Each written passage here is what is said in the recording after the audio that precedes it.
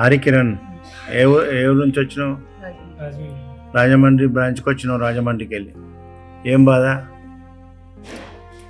ఏం ప్రాబ్లం?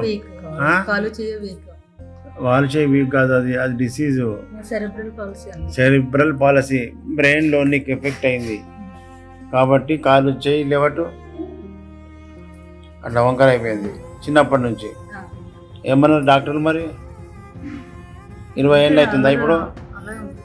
20 ఏళ్ళ వయసు, 20 ఏళ్ళ నుంచి అట్లా ఉంది. ఇప్పుడు ఇలా ఈశ్వరప్పమ్మ క్లినిక్ వచ్చినావు.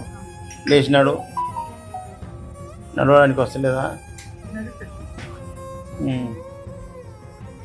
బ్రెయిన్లో బ్లడ్ ఇన్ఫెక్షన్ అయిందమ్మా, బ్యాలెన్స్ అవుట్ అవుతుంది. పడిపోతావా ఎప్పుడన్నా? పడిపోతావా? స్పీడ్ నడవద్దు, మెల్లగా కూర్చోపు.